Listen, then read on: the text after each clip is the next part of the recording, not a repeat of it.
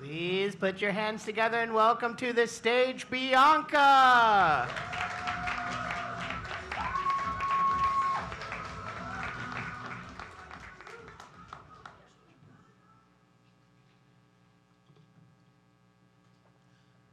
I'm awkward.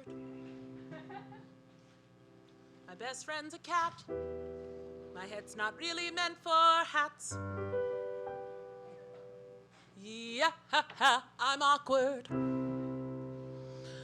I have 2 left feet. I often say the word yeet. But can't you see how being ordinary is something that I never could? I'm awkward. But hey, you know, awkward is good.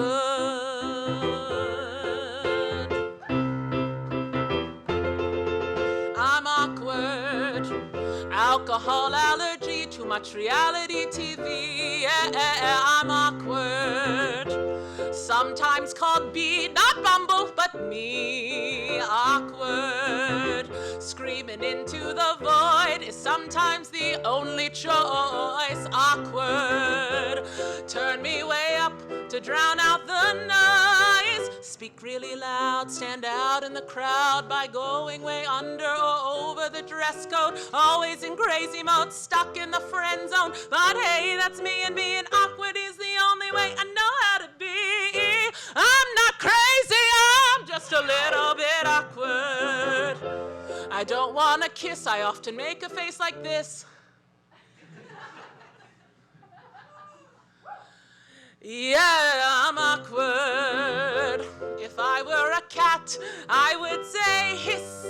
Speak really loud, stand out in the crowd by going way under or over the dress code. Always in crazy mode, stuck in the friend zone. But hey, that's me, and being awkward is the only way I know how to be. I'm not crazy, I'm just a little bit awkward. I don't have too many friends, but the fun never ends. Yeah, I'm awkward. I've got so many problems you could not comprehend. But can't you see, being ordinary is something that I never could. I'm awkward, but hey, awkward is good. Awkward is good. Awkward is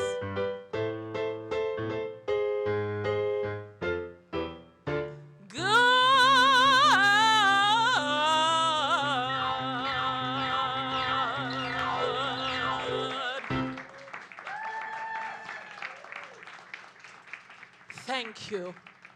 Good afternoon, Caveat, and welcome to Chronic Responsibility. Yes, we have got a great show for you this afternoon, so please do supplement it with food and drink from our esteemed barkeep, Jay. Everyone, a round of applause for Jay. Yes. Yes, I am currently drinking a delicious Gothic Shirley. It's very good. It's very good. Yes. So please do imbibe. It will make me very happy if you do. For what is a show about the plight of women's health care and the like without imbibation? Yes. Yes. A few more rules before we continue. Please be vocal and involved in your theatrical experience. You know, hoot, holler, praise Jesus. Yes, you see that there are pieces of paper on your tables with excellent pens for you to take notes or draw a pretty picture if you would like. There might even be a chance to chime in and answer a question or two, test your knowledge, so to speak. Oh yes, if you need to pee during the show, please do. You might miss something very profound and excellent, but there is also nothing truly more profound and excellent than emptying your bladder when you need to. Yes. These are the only rules. Oh yes, for those who do not know me, allow me to introduce myself. My name is Bianca Berrigan, which directly translates to white strong man. Yeah. Bianca means white, and Berrigan means strong man, and thus you have me. A white, strong man. Yeah. Someone didn't think that through. I use she, they pronouns. I am a black singer, actor, musician, teacher, and I live with what I thought was one chronic illness, but it turns out is multiple chronic illnesses. And those chronic illnesses have been working overtime to remind me that chronic illnesses are in fact chronic. Never, ever, ending. And yes, it is my hope this afternoon to discuss and raise awareness about the chronic illness that started it all for me and brought this show to life. And through my story, I hope my chronic illness siblings out there can know that they are not alone. I see you. Oh, Lord, do I see you? Yes, and I hope you, the normie that does not have a chronic illness, learns a thing or two about mine, and thus myself. Hashtag connection. Hashtag sharing is healing. Yes. But actually, there ain't not one of you out there that doesn't have a chronic illness, because did you know that over 60% of the population lives with a chronic illness? And those are just the diagnosed ones. And yes, mental illnesses are chronic illnesses. So who here has one of those? Yes, exactly. Precisely indeed. Yes. And the majority of all those chronic illnesses are silent, unseen. You can't tell.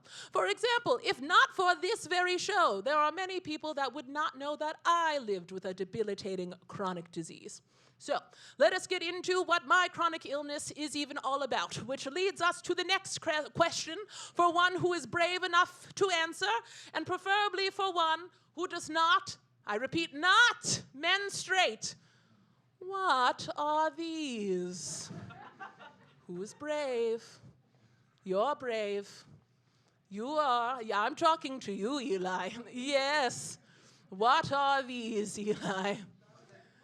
Oh, Eli, you are correct, and also you are wrong. Because these pads are the only pads. These are the only pads Bianca must use when Bianca is on her period. For if Bianca does not use these exact pads, Bianca will bleed all over you. Why? Why do you ask? Yes, because the chronic illness that Bianca has causes intense bleeding, so much so that I go through a whole pack of these in a matter of 5 days, sometimes a little bit more. The chronic illness that Bianca has is called endometriosis. Let us take a look at the definition of endometriosis.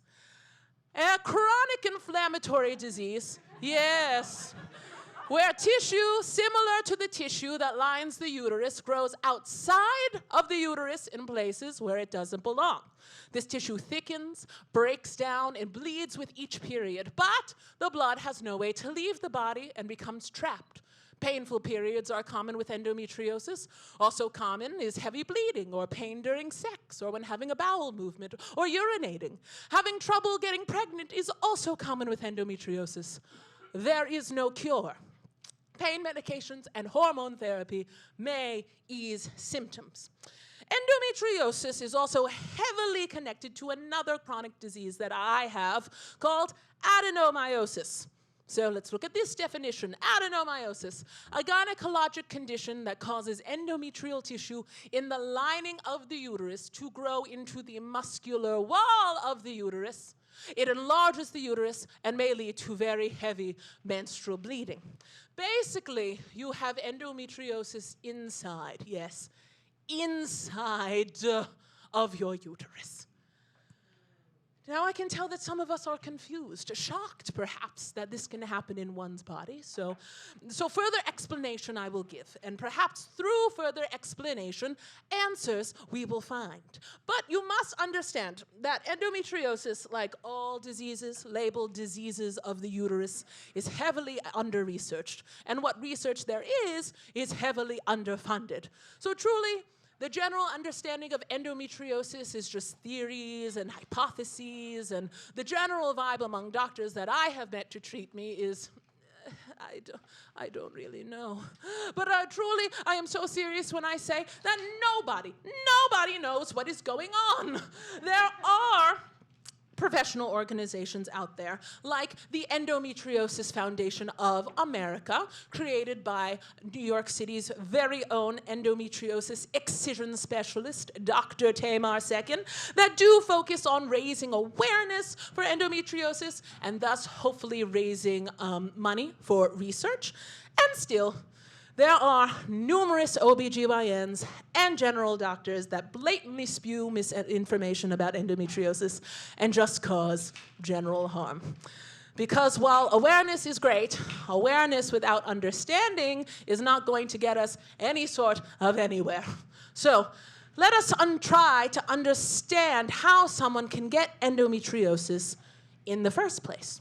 So here are some theories that medical professionals have worked with in the past just to get our brains turning. The first theory is retrograde menstruation, where there is so much blood in the uterus that it actually starts to retrograde flow out of the uterus and deposit all over the body, in the abdomen, in the heart, in the eyes, in the brain. Doctors have actually found endometriosis on every single major organ in the body, which has led many people to demand that endometriosis be reclassified as a cancer, because that is what it truly acts like. It is aggressive and relentless, and it affects the whole body, not just the uterus. But nowadays, this retrograde theory isn't like really believed anymore, because it doesn't make sense how something in the uterus could travel all the way to the eyeball. And also, like, the DNA inside of the tissue inside of the uterus is like slightly different than the tissue outside of the uterus. But like, maybe, I don't know. I would love to know if any of it were true, if only there were concrete research. Number 2, other research that seems a little more plausible has found endometriosis actually in fetal embryos. Crazy. Which has led many scientists to believe that perhaps one is born with it, or maybe it is Maybelline. Yes. Yeah. Yes. Lastly, it has been found, yes, that sexual trauma in childhood can cause stress levels to increase and the body to sort of like revolt against itself and create terrible deposits of endometrial tissue all over the body. Oh, this is, get a drink from Jay. Do. It's very good, this drink. Oh, yes. So basically, there are all of these lesions outside of the uterus, and at the end of the day, we still do not really know how they got there. And once this tissue is outside of the uterus, it bleeds with every menstrual cycle. It can create its own nerve channels. It can spread like a cancer. And the more it persists, it can bleed all onto the internal organs, all inside a person's body, trapped, solidifying, and then fusing organs together and creating lesions, right, which can flare up with physical stress from exercise or just general stress from everyday life. And yes, causing what can only be described as excruciating pain. This is the disease that I have. More importantly, this disease affects 1 out of 10 uterus-having people in the world. And I hypothesize that that number is much higher due to misdiagnoses and some doctors just being the worst. We will get to that, though. You know someone who has endometriosis. You know someone other than me who has endometriosis. Multiple someones. Hell, you might even have endometriosis yourself. I realize that this can be a lot. Endometriosis is like the quantum mechanics of menstruation, but how many of us even know the basics of menstruation? What about the menstrual cycle? Yes, like I know many of us aren't even acknowledging that people be out here bleeding through their sexual organs every month. Yes, like your friends that have uteruses are just doing that and living their lives. And there is a clockwork, yes, exactly, yes. And there is a clockwork to that is like that no one knows about. Not even the people that bleed know about it. Do you even know how many phases of the menstrual cycle there are? Don't answer that because I will tell you. In song.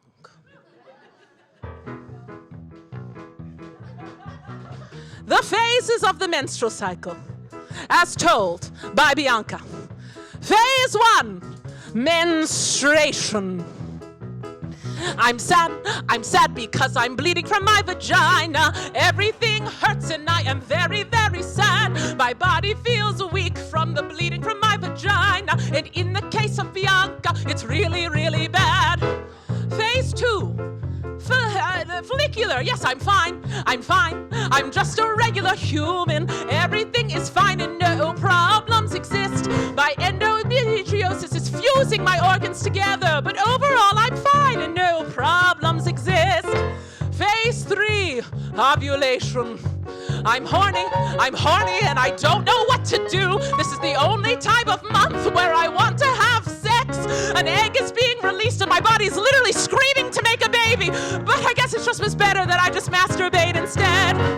Phase 4, luteal. Fuck you, fuck you, fuck you, fuck all of you. I hate you all and you should all go away. My body is almost ready to start bleeding from its vagina. Everything is terrible and no, I'm not okay.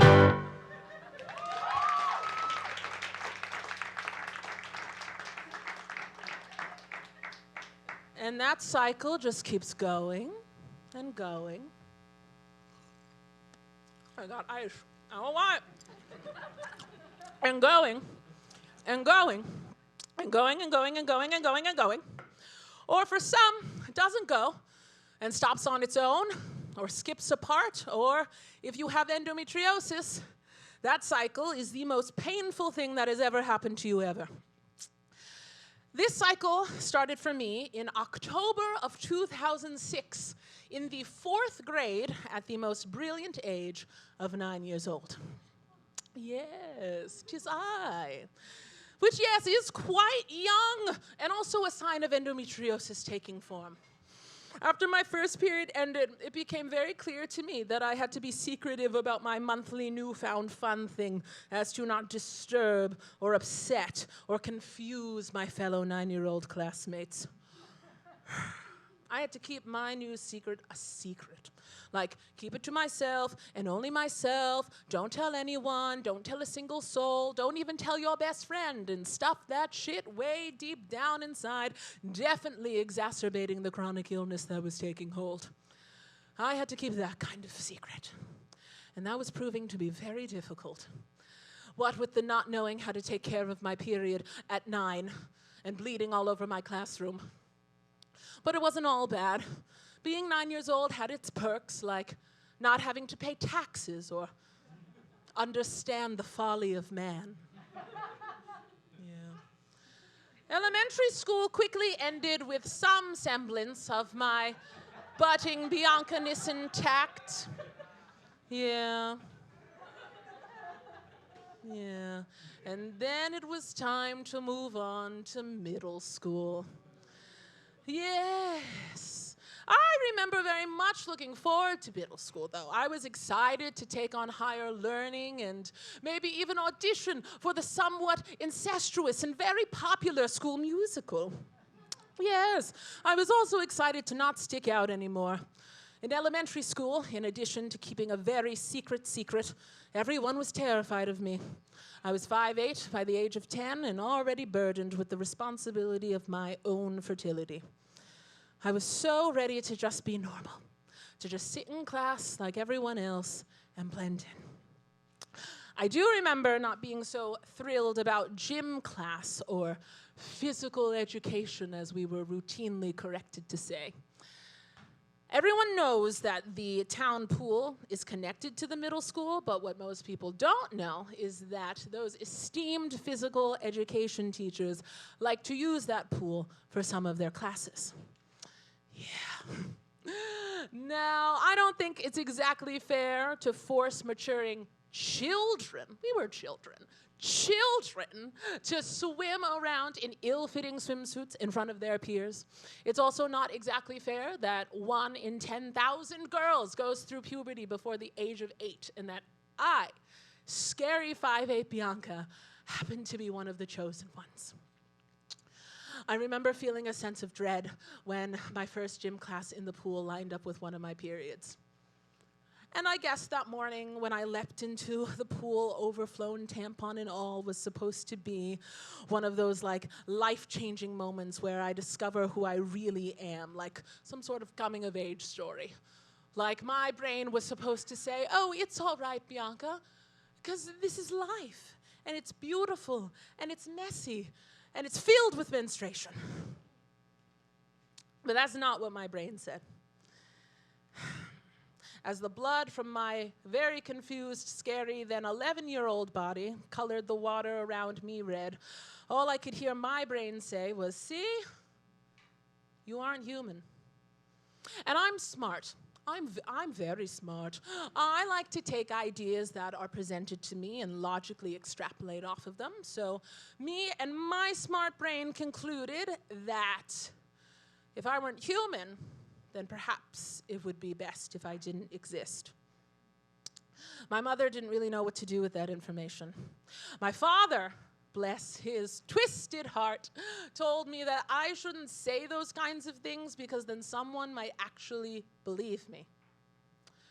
So I shut my mouth, returned to school, and kept going. Kept going through those 3 years and into high school, telling my best friends in the 9th grade that I didn't want to exist anymore because my brain kept feeding me this lie that I accepted as my truth. I kept going, stuffing down anything and everything joyful and letting bitter, hateful, resentful curmudgeon Bianca bubble to the surface. Shout out to Angry Octopus. I think I just have to put it in perspective and know that it's not my fault that I took dramatic twists and turns to be on this stage before you today. Endometriosis in the beginning stages of my life truly just eroded out a personality that I never had time to develop. And now, 19 years later, it's still very hard to know that that experience was my experience. And 19 years later, it's still even very hard to know that I am picking up the pieces of a little girl that was never put together in the first place. I think that I block out the past a lot of the time because I had to keep who I was and what I was going through a secret. It destroyed me.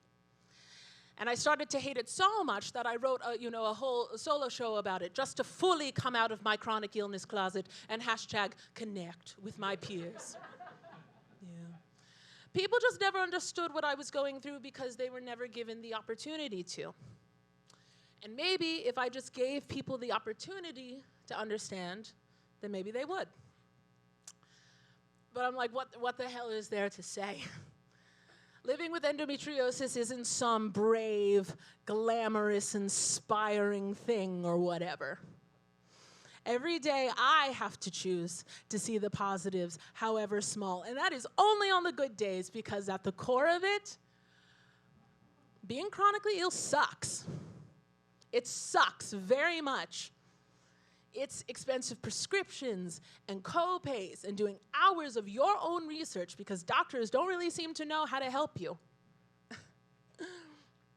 It's canceling on your friends at the last minute. It's deeper than not trusting your body. It's fearing your body. Actively petrified of what insidious thing is going to come next that you have the illusion of control over, but actually no control over at all. It's just one thing after another, after another, after another, but each of those things seem to be very deadly, and then you have to, fix those things or possibly die. It's just a constant state of hoping you make it to the next moment, and sometimes not even for yourself, but for the people in your life that want to see you make it to the next moment. And I find that so hard to explain to people. But I guess we can all understand to some degree. Remember, the majority of us are chronically ill, just in different ways. So maybe all of this sounds familiar. The pain, the agony, the paralyzing isolation. I guess it's just hard for me to find the words sometimes to capture how I feel, to accurately sum up my chronic illness experience. Like some days, it's as simple as waking up later than I wanted to because I couldn't sleep from the pain. Other days, it's as serious as multiple emergency room visits. It's hours in bed because that's the safest place to be sometimes. It's just a constant state of not knowing anything because you're just stumbling, tumbling.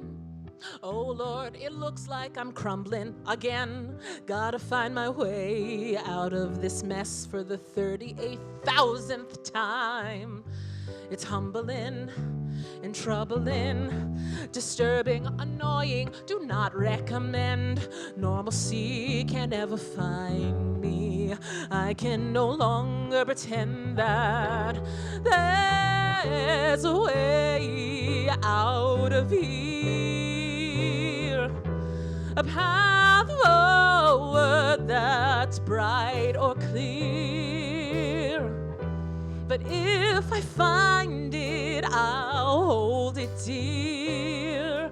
Until then, you can just find me struggling, bumbling, numbing the pain with whatever I can get my hands on.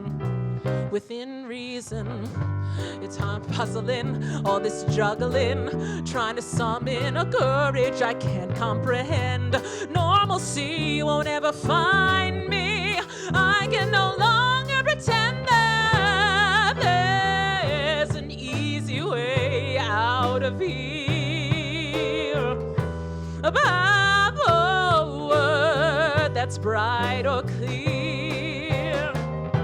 But if I find it, I'll hold it dear. Until then, you can just find me scrambling, channeling, dismantling, and canceling, and wondering, and blundering, and bundling, and gambling, unraveling, and battling. It's baffling how this keeps happening. Just crumbling, crumbling, crumbling, crumbling, crumble over and over. Crumbling, crumbling, crumbling, crumbling, crumble over and over. Crumbling, crumbling, crumbling, crumbling, crumble over and over again. Over and over again. It looks like I'm crumbling again.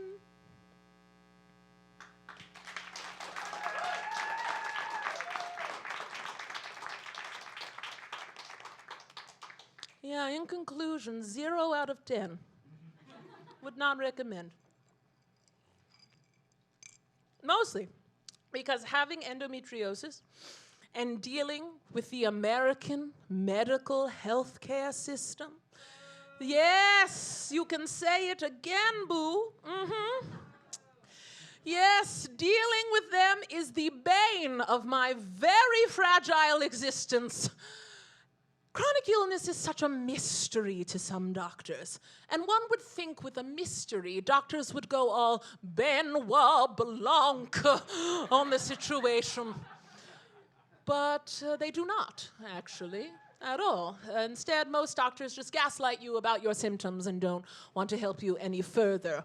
Mostly because I don't think doctors have the means or knowledge after all that schooling to know how to help. An endometriosis specialist on TikTok.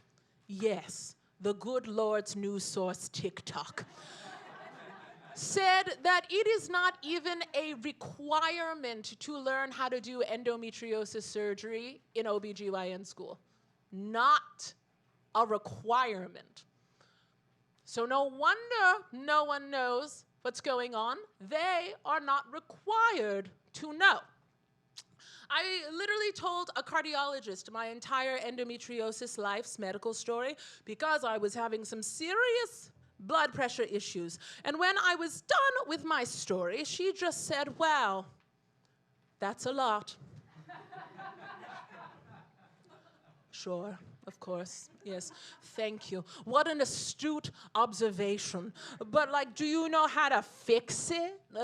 Do you have anything of value to add to this conversation? And then she said that blood pressure issues could be related to an underlying medical condition that causes a lot of pain. So I was like, okay, so do you think that perhaps it could be related to my endometriosis then? And she said, no, I have not heard of that. Well, of course you haven't heard of that. that. Of course you haven't. Because there is barely any credible endometriosis research other than riveting published journal articles such as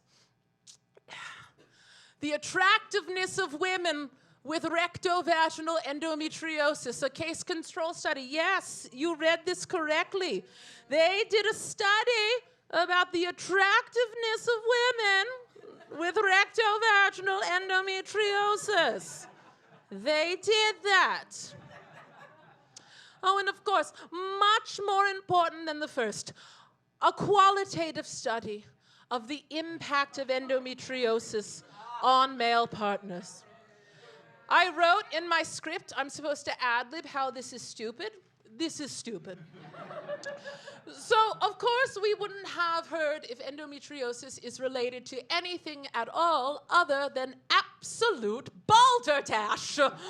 Now, in all fairness, these people did this study to show that if the disease had enough of an impact on men, then maybe they could get more funding for more important research. And yes, dumb. And the first people retracted their study after they realized that it was stupid to put out a study like that in the first place. This is why I hate the institution of medicine, especially in America. It is drenched with capitalism and misogyny, and therefore, instead of getting cures or at least viable standards of treatment and care for very common diseases, we get sick people angry making art. Now, yes, thank you. Now, I have not vetted this next piece of information, but I am so sure that it's true.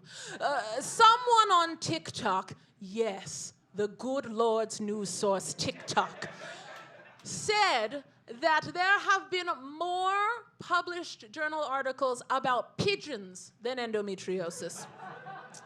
Oh, yes, and I do know this next part to be true, that there is more research on male pattern baldness than endometriosis. The chainsaw. The chainsaw. You know, the chainsaw. The thing that we use to cut down trees and have made 9 movies about someone massacring people in Texas. The chainsaw was first invented for childbirth to aid in widening the pelvic bone to speed up the birthing process.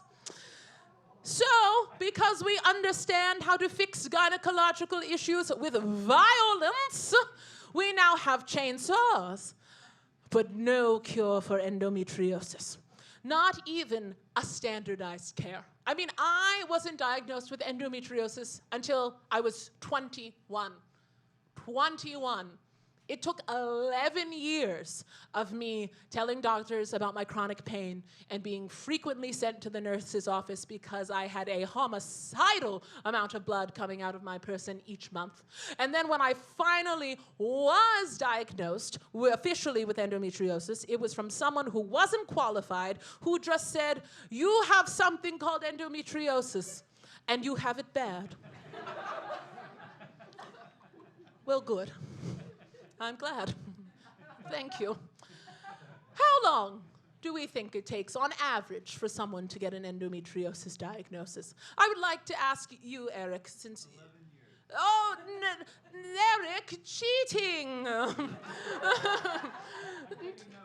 Thank you, Eric. It's true. It takes, on average, like 10 years, like 6 to 10 years, but some people go more. Yes, for people to get finally an endometriosis diagnosis after being called crazy or drug addicts or delusional and making up their pain. Dumb, idiot doctors. And you want to take a guess at who bears the brunt of doctors' absolute foolishness? That's right, minorities. Minorities experience something called testimonial injustice, which means that our stories aren't believed because of who we are or what we look like. So if I say I'm in pain, that's not believed because black people don't experience pain or women can handle more pain than men. But what is woman? What is man? What is this nonsense? Oh, now, there is a demographic within minorities that experiences the most testimonial injustice within the healthcare system. Does anyone want to guess who exhibit? Yes, it's very easy, Trevor. Black women and trans people. Yes, we mustn't discount everyone. Like, I can't even begin to fathom what their endometriosis stories are like. Like, how is it even possible to discount patients' personal stories when they are the experts on their lived experiences? Silliness. And I will say, not all doctors are terrible or foolish. I currently have a great PCP and OBGYN whom I love, that listens to me and takes the time to understand. But that is unfortunately not a rule. This is the exception. And even though I have met some great general doctors, I know that I will run into another fool doctor, because the American medical health care system, especially as it relates to reproductive health, is hot trash.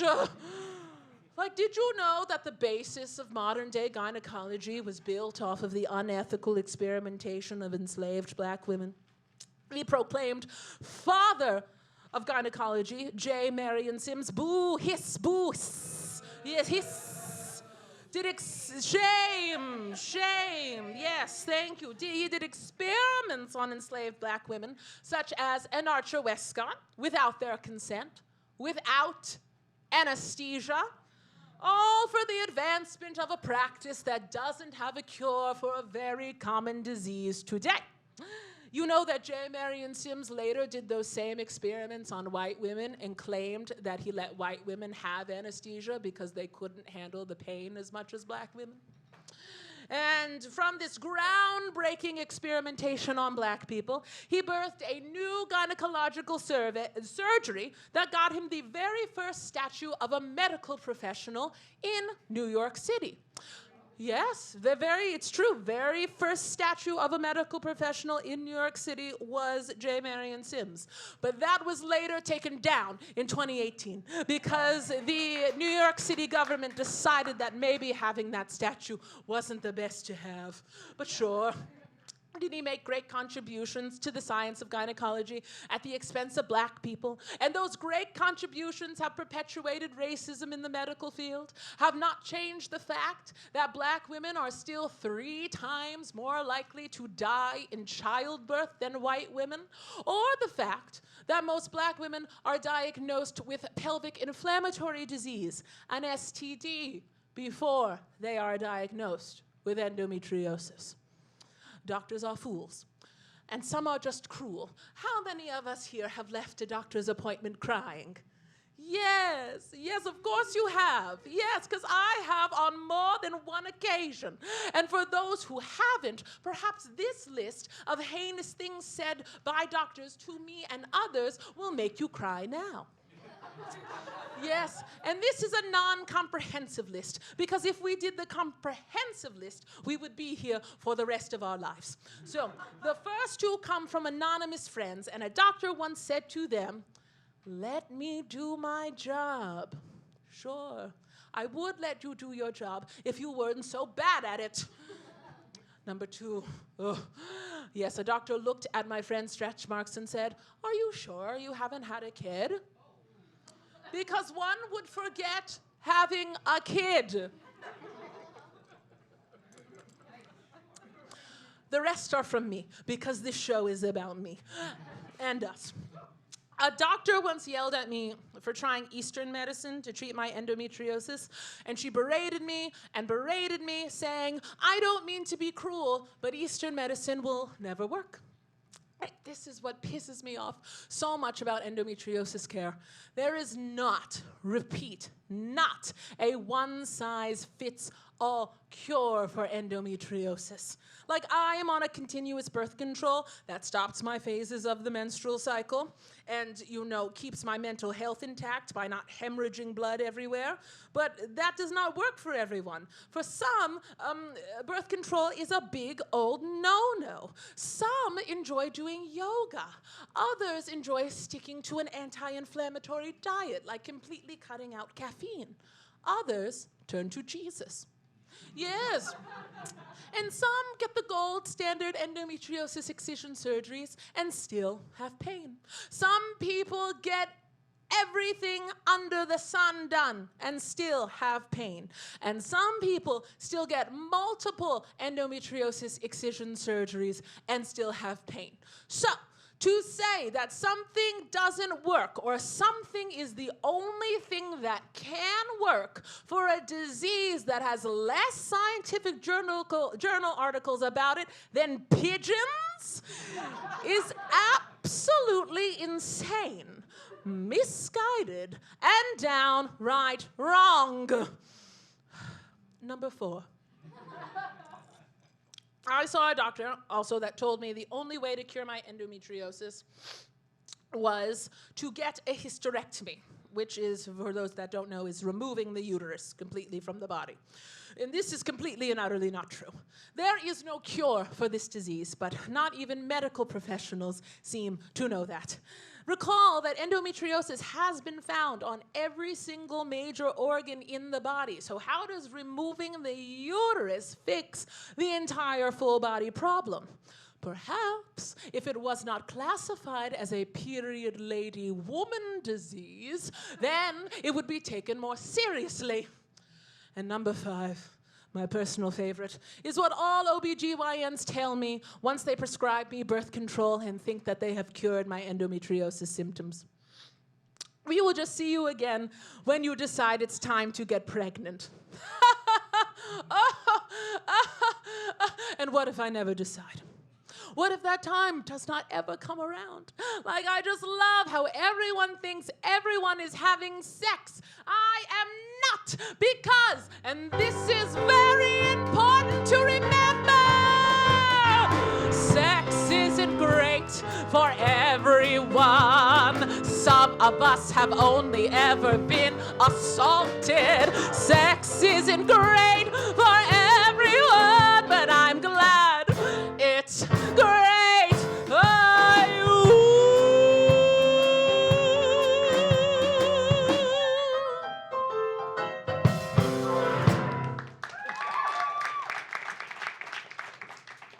Doctors are ridiculous. I think some of them, as the children say, have truly lost the plot. I was at a wedding recently. I was. The people who got married are here. It's crazy. Wow. Yes, and the groom's mom, who is a gynecologist, said to me at the farewell brunch that she thinks that people have to give up a bit of their humanity to make it in the medical field. Yeah. And I guess it's not their fault, because this groom's mom recognizes and sees that, as per usual, it is the system that is failing us, not necessarily the individuals within that system. So I guess I could cut them some slack. But I'm like, how do you go to medical school for so long and then say out loud some of these heinous things? Because the system, I just truly hate, yes, hate some of the doctors that have mismanaged my care. One would think that every doctor that took a Hippocratic oath to do no harm would do no harm. Guess not even that is guaranteed. It's just so hard to move on and forgive them and forgive myself for all the wasted time spent with them. But I guess forgiveness is not only important, it's essential. It's a responsibility. one that might just be my least favorite, because it forces me to let go and make the difficult things of the past not my business anymore, which can be very hard with a chronic illness because you are just living with the constant reminder of what is wrong and who was not competent enough to fix it. But dwelling in the past creates stress, and stress creates inflammation and then leads to sadness, which is no good for an inflammatory disease like endometriosis. Some doctors are just not the best, plain and simple. Like some people are just not the best. Like some countries are just not the best. Like some planets are just not the best. Like Venus. You cannot thrive on Venus, let me tell you. You can't. That's not gonna work. I guess things do get easier when you know that there are good doctors out there that do no harm. And the others, you gotta just F-O-R-G-I-V. Even though they fuck up, they are worthy. Spent $1 million on a fancy degree, and they don't know a thing about you or me. I guess nothing in this life is a guarantee, so I let it all loose and let it just be. F-O-R-G-I-V. Eternally grateful for the me that is me.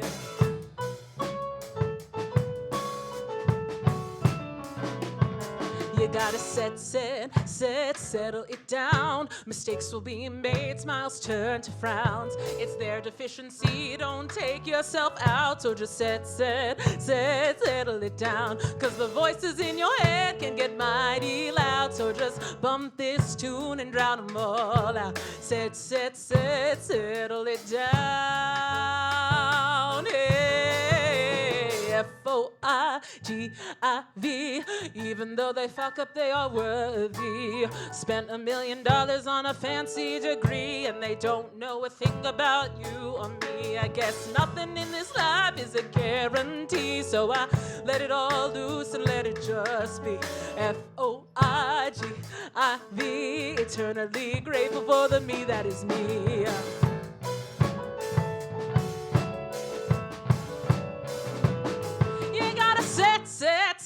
Settle it down. Mistakes will be made, smiles turn to frowns. They gotta get their shit together, turn their life around. So just settle it down. Cause the voices in your head can get mighty loud. So just bump this tune and drown them all out. Settle it down and get your shit together.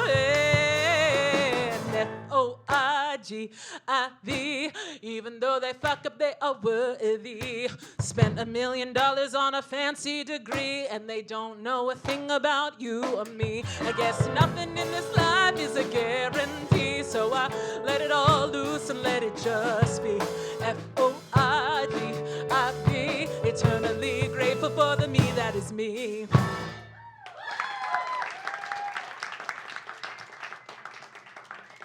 I mean, I don't know if I'm actually going to be forgiving any doctors or the system, but it's a catchy song nonetheless. Ooh. It's just very hard when for the past 3 years, I have been in 2 separate situations that have caused doctors to think that I was knocking on death's door. One OBGYN thought that I had cancer and set up an oncology appointment without my consent, only to have my pelvic pain specialist tell me that I, in fact, did not have cancer.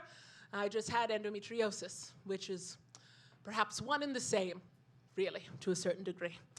And then, of course, the great blood pressure crisis of 2025.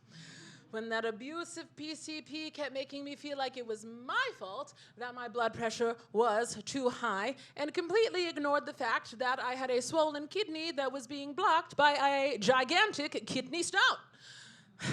That bitch ignored that for 2 months, and I definitely have grounds to sue. But, and I have come to know this deeply, there is always going to be something when you're chronically ill, especially with a disease that has no cure. Who knows? Perhaps this year I could get a whole new medical problem out of the blue, like I seem to keep doing. And through each medical disaster, I have panicked and thought that perhaps my time here would be cut short or drastically changed for the worse. But it hasn't. And honestly, in a lot of ways, each time a disastrous thing does happen, it's not so bad. Perhaps that is me just gaslighting myself. Like, of course it is distressing and horrible and so goddamn expensive. And also very bad. Like, endometriosis sucks, and being chronically ill sucks, and I cannot begin to describe to you how expensive it is, especially being gluten-free, dairy-free, soy-free, and paying for health insurance and 5 different prescription medications in this economy. No, it's expensive and scary and terrifying, and none of us asked for this. I know I didn't, and yet it's the life I have. And being gluten-free, dairy-free, soy-free isn't so bad. It definitely helps with my endometriosis symptoms. There is no longer a fire burning inside my intestines all the time, or a debilitating fatigue that I can no longer shake. Instead, I just pay $10 to $15 extra for most meals that taste like delicious cardboard. And some things I have found to be better than regular gluten items. And I just pencil in 1 to 2 naps every day instead of 5. And of course, everything would be easier if I didn't have endometriosis. Or maybe it wouldn't. In a lot of ways, I couldn't trade in my traumatizing swimming pool story for a peaceful morning in middle school gym class, because then we wouldn't be here right now. And being here right now is pretty cool.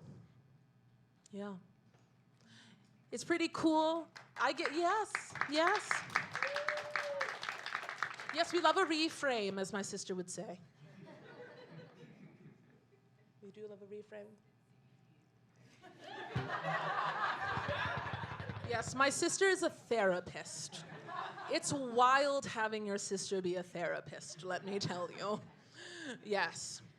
Yeah, I guess in a lot of ways, being chronically ill has taught me to love and appreciate my chaotic life even more. It's definitely made me an avid reader and researcher to assist with my own problems, and that's pretty cool, I guess, to be so knowledged. It was pretty cool waking up in the hospital after my 4th kidney stone surgery to the happiest gaggle of nurses discussing the Game of Thrones universe. It's pretty cool getting to use my story to advocate for change and to remind people they aren't alone. It's pretty cool being on a birth control that stops my period, even though when I tell most doctors that, they seem horrified, and they're like, what? And I'm like, oh, it's because I have endometriosis, and they're like, oh. And I'm like, yeah.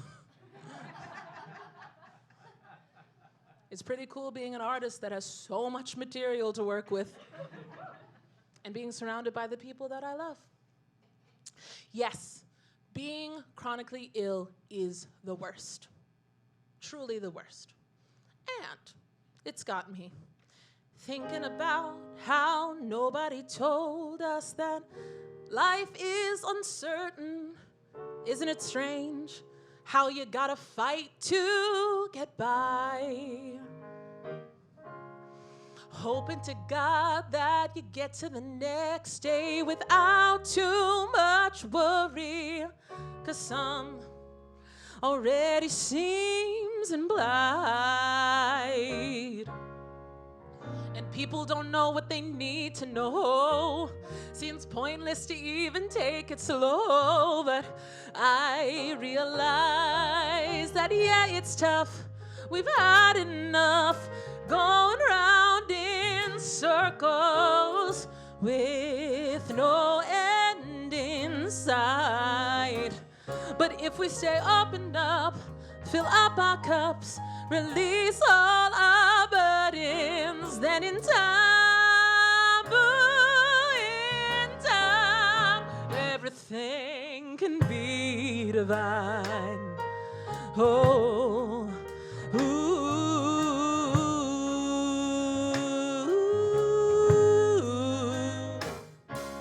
been thinking about how nobody told us there'd be so much hurting, and things would rarely feel right. You ration, you grieve, you pray, endure, believe, and pray just to be all your versions, just to make it through the night. And we've got some holes in our souls from not knowing which way to go, but I realize that, yeah, it's tough. We've had enough just going round in circles, wondering how to survive. But if we stay up and up, fill up our cups, release all our burdens, and in time, everything can be divine. Oh,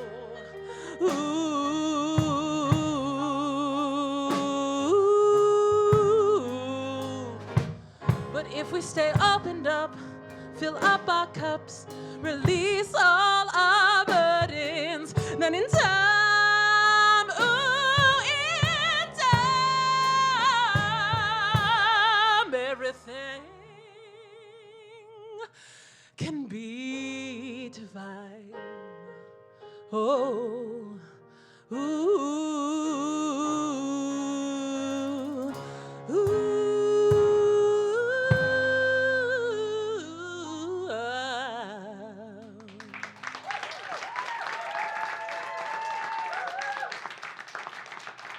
Well, we did it! What did we do? We learned. What did we learn? Well, yes, who here learned something? Yes, multiple somethings. And what did we learn? Yes, recall that you have pieces of paper on your tables with excellent pens. I would love for you to write down what you learned and carry it in both your literal and metaphorical pockets forever and ever. Share what you learned with your family, your friends, strangers even, and you non-endometriosis people. I charge you the most to go out into the world with your little pieces of paper and tell someone what you learned here today. Tell them that us endometriosis warriors are strong. Us endometriosis warriors are resilient. We are fierce. And we need actual concrete advancements in finding a cure. Because with knowledge and power comes healing. Yes, what I continue to learn and what I have learned, and yes, continue to learn, is that there is still a life with endometriosis. A life that comes with much chronic responsibility. Not an easy life, but if you have the people to care for you properly, and if you have the means to care properly for yourself, #deep. This chronically ill life ain't half bad. It's more like 1/3 bad, but can fluctuate to 2/3 bad, depending on the day. And that is okay, because it has to be okay. Because I still have to wake up every day and live my chronically ill life, and I'll be damned if I don't find every way, even the smallest ways, to make that okay. Like a good afternoon nap, or binge watching a new TV show to distract from the pain. Or low-key having fun at the hospital, even though I will lose my mind if I have to go to the hospital one more freaking time. There is joy in the chaos. It's become my top chronic responsibility to keep finding it. And there is pain and sadness. And even though I keep getting dealt the most outrageous Uno cards in this game of life that we are all living, I am still here. We are making it work. For now. And I am so grateful for that. And to my fellow endometriosis people, I hope you too can find what works for you. Because I know that there isn't a one-size-fits-all for this bullshit. And I hope maybe you learn something today that can empower you and help you along your endometriosis journey. Because we are all different, and I wish there were more options for us to treat this insidious disease. And maybe it can be our collective chronic responsibility to keep lifting each other up and sharing whatever information we might have, or really anything at all, because you know that we're not getting any real research anytime soon. So for now, we gotta make those doctor's appointments. We got to advocate for ourselves in front of qualified medical professionals, even though we really shouldn't have to. Oh, we got to rest when we need to. Scream when it's necessary. Oh, and got to learn how to coexist among disaster. Stop pining for happily ever after. 'Cause you know, or so you've been told, that happiness awaits on the journey. Those evil voices just complicate your complexion. Kick them out, don't be needing all that deception. You decide that life is a prize. It ain't gonna feel like it all the time, but believe it or not, you're the one that you got. So just shoot your best shot, 'cause we wanna see how you play. If you get depressed, then take a deep rest, then say what you gotta say. It's coming to you once you get out of your way. Got to learn how to coexist among aggression. Do your best to be counting your sacred blessings. Always show up 'cause you are enough. You'll slip up, take it easy. Dreams take time, so there's no need to worry. You're not behind, it's all made up anyway. Stand in your skin, watch your new life begin. You're gonna win, so why would you worry? Believe it or not, you're the one that you got. So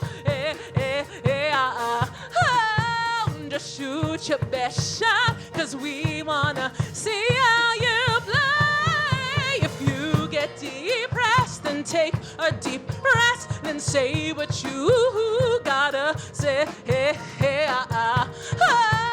It's coming to you once you get out of your way.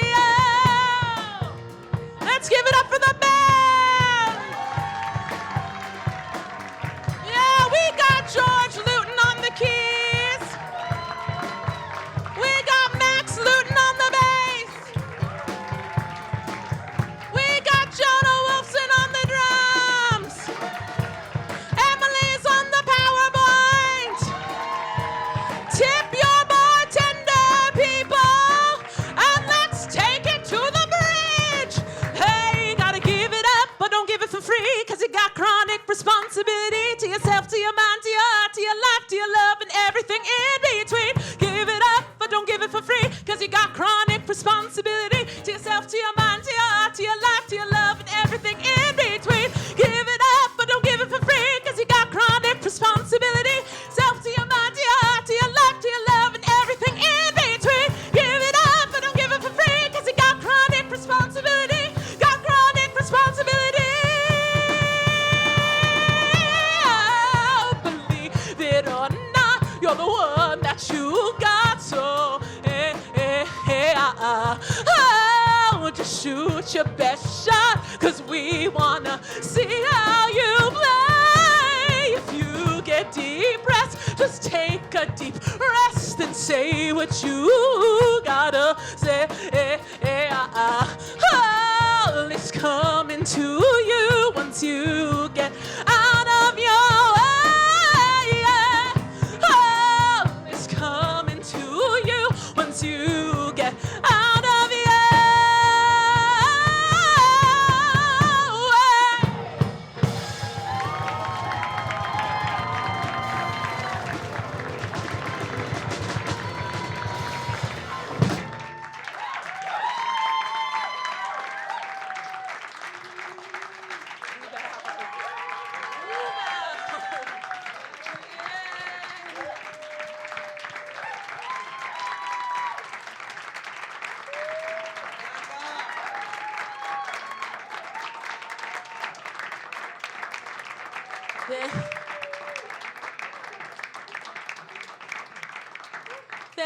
Thank you to Caveat. Thank you to Jay. Go tip Jay.